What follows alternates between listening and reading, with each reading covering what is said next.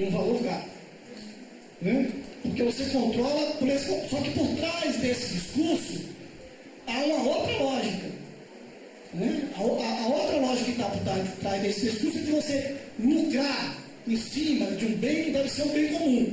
E isso afeta cada vez mais as populações mais pobres. O Alto citou, por exemplo, que também é o encontro de Cochabamba. Né? O fato de ser em Cochabamba não é uma pura escolha logística, não. Cochabamba tem um histórico de luta contra a privatização da água. E foi por Cochabamba que começou o processo de mudança política na Bolívia. Né? Em 2001, a primeira grande luta popular do século XXI. A água na Bolívia, na Bolívia estava sendo privatizada. Algumas empresas, principalmente francesas, não sei se todos sabem aqui, a água na França é praticamente privatizada. Né?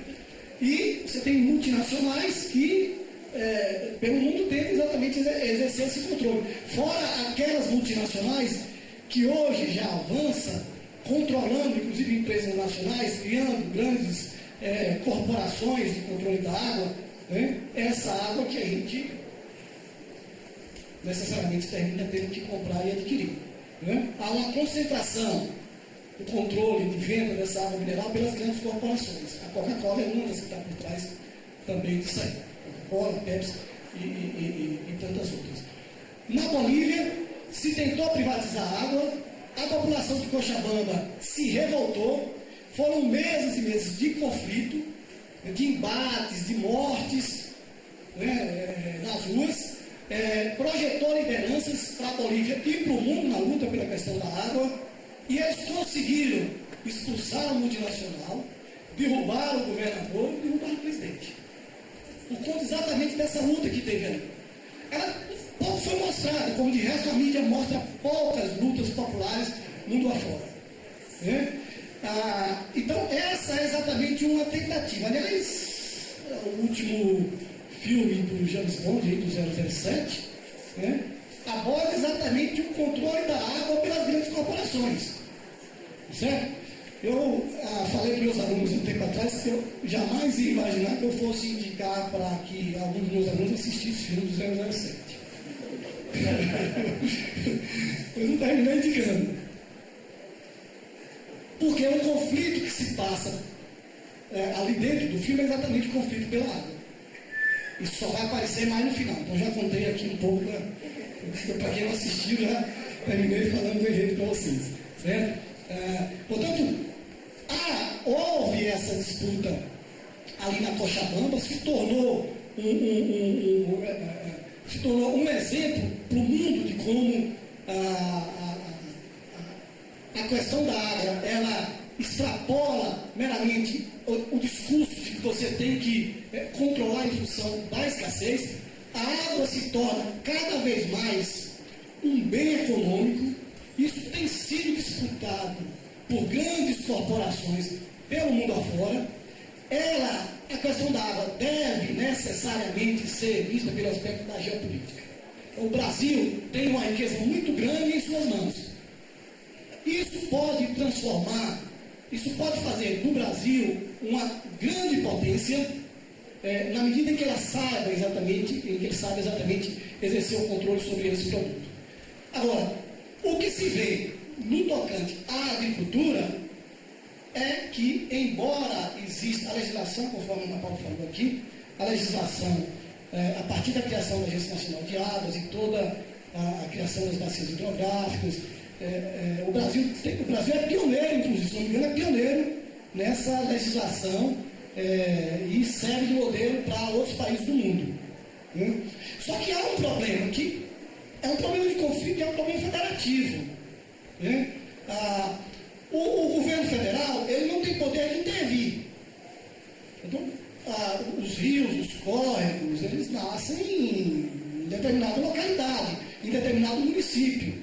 Então, para que toda essa estrutura funcione, tem que haver uma forte sinergia, desde os agentes federais, né, aos agentes estaduais, municipais e a comunidade. A questão é como é que vai compatibilizar diversos interesses aí. Porque você vai para uma comunidade, um município pequeno, você citou aquele aqui, é onde tem cristalina, a região cristalina, é onde concentra a maior parte. É um município de Goiás onde há uma concentração de irrigação. Né? Bom, você vai para ali, como é que é a comunidade? Você vai ter representante da comunidade, você vai ter representante do município, do estado e o representante do agronegócio. Quem é que tem mais força nessa discussão? Então é difícil, é evidente. Por quê? Porque a própria população vê na ação do agronegócio, né, um potencial econômico. Da mesma coisa que se vê a maneira como o Rio Verde avançou, evoluiu, se desenvolveu dentro da lógica do desenvolvimento do sistema capitalista, né, e que terminou atraindo uma população muito grande, se tornou região potencialmente rica. Então, a população ela vê nessas ações também algo de positivo. Portanto, é muito difícil que você consiga exercer um controle sobre esse mecanismo de irrigação. Aí, não vou entrar em méritos aqui, né, em discussão de qual o modelo é o mais adequado, mas é muito mais fácil para a China resolver um problema desse do que para o Brasil. Por quê? Porque a China ele tem um governo, um Estado fortemente centralizado. Ele não vai perguntar lá para o dono do agronegócio. O Estado, lá, o governo da China, não vai perguntar. Não vai levar essa discussão lá dessa maneira, democraticamente, que é uma falsa democracia, porque termina o poder econômico que se impõe. Né? Ela vai exatamente fazer uma análise, um impacto ali, e as medidas vão ser tomadas, independente de quem ali se diga que é contra ou a favor. Então é mais fácil para a China resolver esse problema do que para o Brasil. Então esse é um conflito.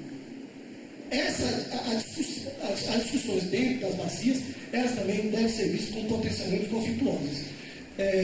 Além das disputas, porque hoje é muito comum, o Marcelo ontem também falou sobre a questão da quantidade de barragens que se constrói hoje.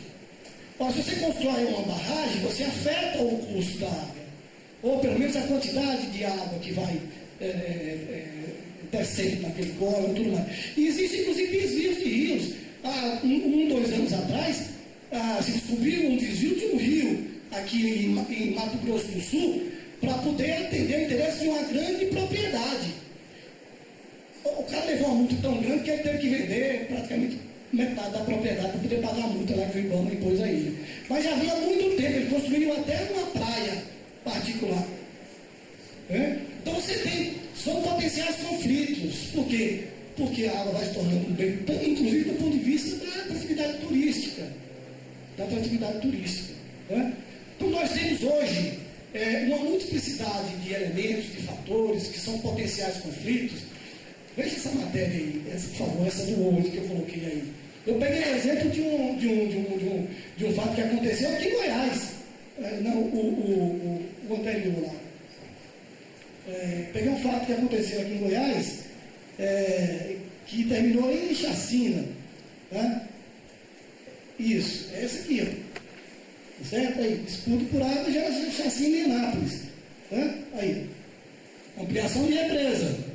Certo? Isso aqui deu manchete, saiu. Guimar, mas não é Guimar ali não, tá? Aqui é Guimar, não é aquele Guimar ali não. Guimar tá ali. Então tá aqui, ó. Esse é um exemplo. Que não é raro de acontecer, pode não acontecer chacina, mas a briga, a disputa, o conflito com o vizinho, isso termina acontecendo, isso